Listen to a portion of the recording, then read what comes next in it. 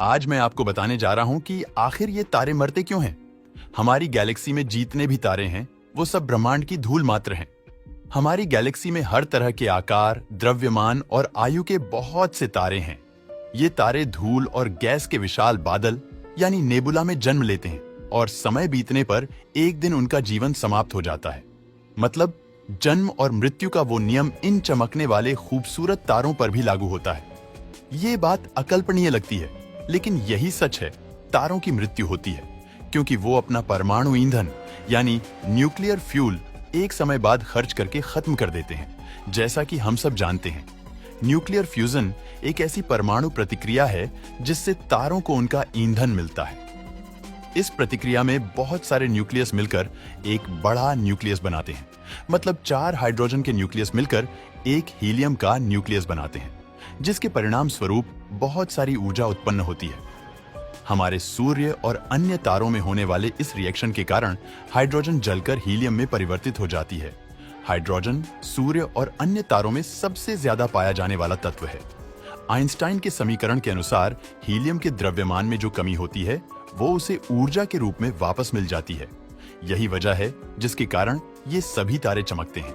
लेकिन आश्चर्य की बात तो ये है कि ये तारे हाइड्रोजन को एक ही तरीके से खर्च नहीं करती। मृत्यु उनके द्रव्यमान पर निर्भर करती है।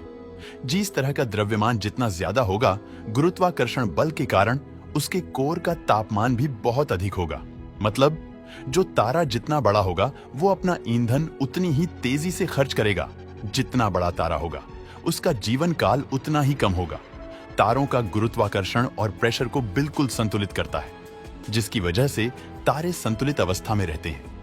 तारों की मृत्यु की इस प्रक्रिया में तारे का द्रव्यमान हमारे सूर्य जितना हो या सूर्य का लगभग 2 गुना हो।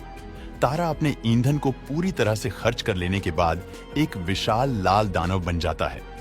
इसकी न्यूक्लियर फ्यूजन की क्रिया बंद हो जाती है और न्यूक्लियर एनर्जी के कारण तारे के कोर पर लगने वाला बल और बाहर की ओर लगने वाला बल संतुलन में नहीं रह पाता और वह अपने दिव्यमान को नेबुला के रूप में छोड़ देता है और फिर बचता है सिर्फ तारे का चमकीला कोर, जिसे व्हाइट होफ स्टार कहा जाता है।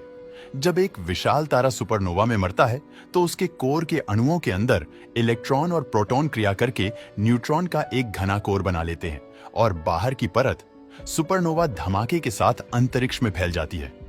20 किलोमीटर तक के व्यास का एक घना गोला जो कि न्यूट्रॉन स्टार कहलाता है। इस सुपरनोवा धमाके से कोर तापमान पर बहुत ज्यादा ऊर्जा गामा किरणों का निर्माण होता है जो आयरन न्यूक्लियस को तोड़ने का काम करती है।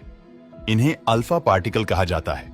एक न्यूट्रॉन स्टार प्रकाश का उत्सर्जन नहीं करता है, लेकिन पल्स के रूप में रेडियो वेव्स छोड़ता है, इसलिए इन्हें पल्सर भी कहा जाता है। हमारे सूर्य के द्रव्यमान से लगभग 20 गुना अधिक द्रव्यमान वाला एक तारा अपने जीवन के अंत में ब्लैक होल बन जाता है, क्योंकि कोई भी तारा जितना अधिक विशाल होगा उसका गुरुत्वाकर्षण बल उतना ही अधिक होगा। एक विशाल तारा अपने गुरुत्वाकर्षण के तीव्र खिंचाव के कारण अनियंत्रित रूप से संकुचित हो जाता है और यह संकुचन तब तक जारी रहता है जब तक कि तारा इतना घना ना हो जाएगी। कुछ भी यहां तक कि प्रकाश भी इनके गुरुत्वाकर्षण से बचकर ना निकल पाए। इस प्रकार होता है एक ब्लैक होल का निर्माण। इसी कारण ब्लैक होल अदृश्य होते हैं और इन्हें सीधे नहीं देखा जा सकता। हमारे सूरज को ब्लैक होल बनने के लिए अपने रेडियस को लगभग 300 मीटर के दायरे तक संकुचित करना होगा। सितारे की मृत्यु भले ही अकल्पनीय घटना लगे, परंतु ये तय है कि जिसने इस ब्रह्मांड में जन्म लिया है उसे एक दिन समाप्त होना ही पड़ता है। दोस्तों, वीडियो पसंद आता है तो लाइक और शेयर करें।